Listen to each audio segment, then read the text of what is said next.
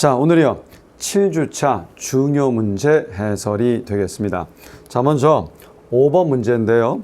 원자재 가격 상승 충격이 발생할 경우 소위 그 70년대 석유 파동에 관련된 그런 이야기다라고 할 수 있겠죠. 자, 그래서 단기 균형과 관련된 설명. 자, 옳은 것은 그렇습니다. 자, 먼저요. AS 곡선을 한번 그려보겠습니다.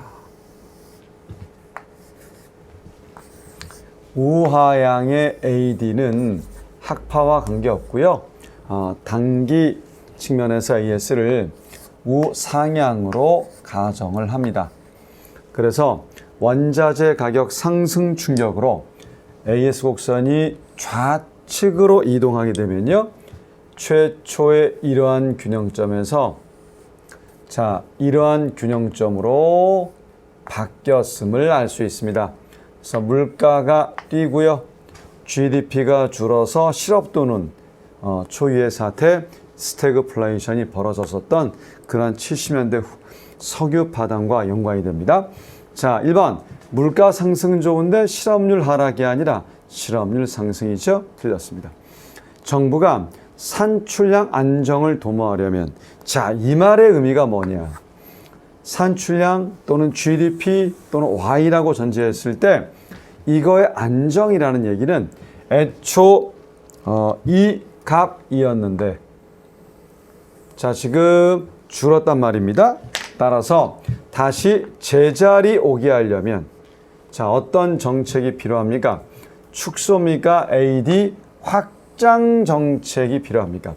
AD 확장 정책을 통해야만 우측 이동을 통해서 제자리에 올 수 있기 때문에 자, 축소가 아니라 확장입니다. 그래서 틀렸고요.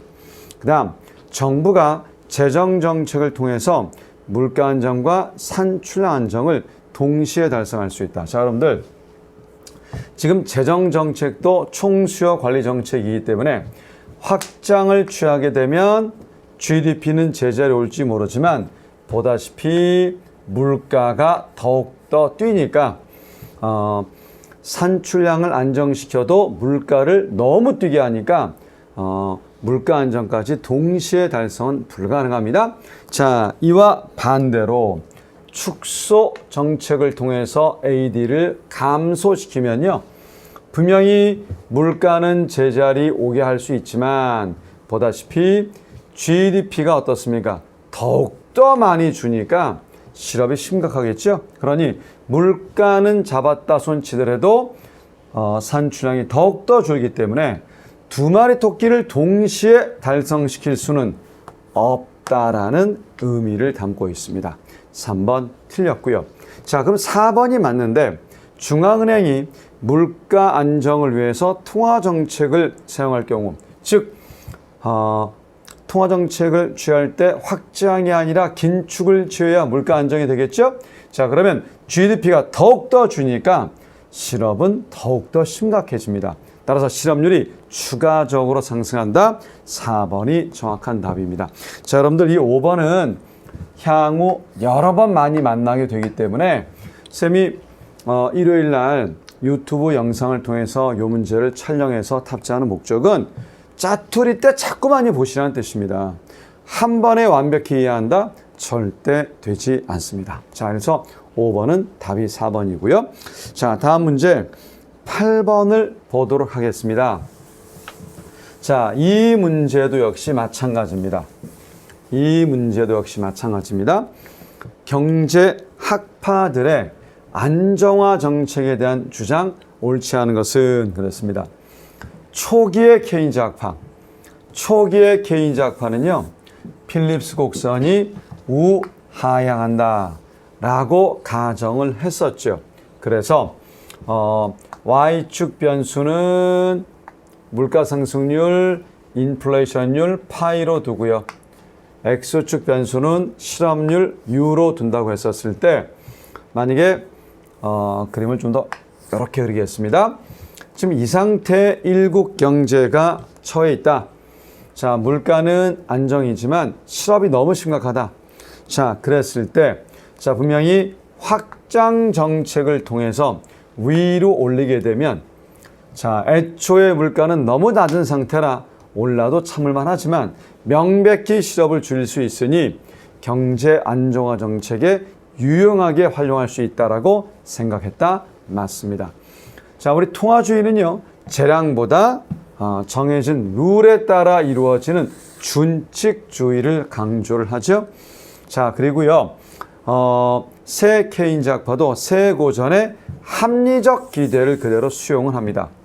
그리고 경직성에 대해서 미시경제학적이라는 것은 수학적으로 설명하려 한다의 뜻이기 때문에 3번도 역시 맞습니다.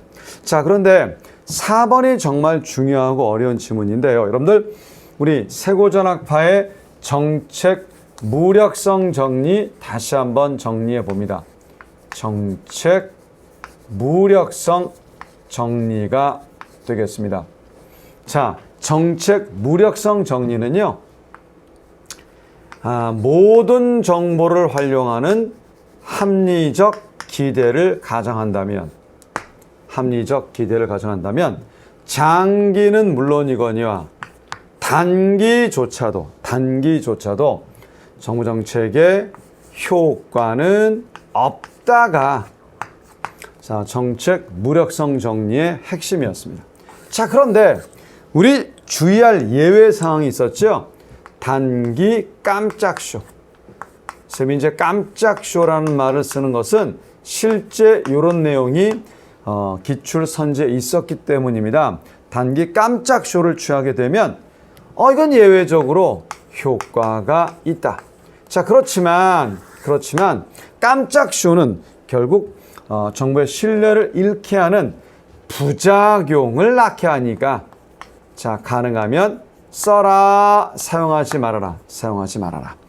자, 이게 루카스 교수의 정책 무력성 정리였는데, 자, 세고전의 합리적 기대 이론에 따르면 예상되지 못한 정책 깜짝쇼조차도 실질 변수 영향을 미치지 못한다.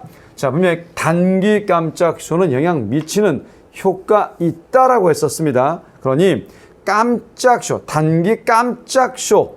자, 단기 깜짝쇼는 예외적으로 실질 변수 영향을 미치기 때문에 미치지 못한다가 틀렸다는 겁니다. 정말 자주 틀리는 오답이기 때문에 수도 없이 많이 반복을 하셔야 돼요. 그러니까 여러분들이 다른 과목처럼 공부했으니 풀 수 있어가 아니에요. 경제는요.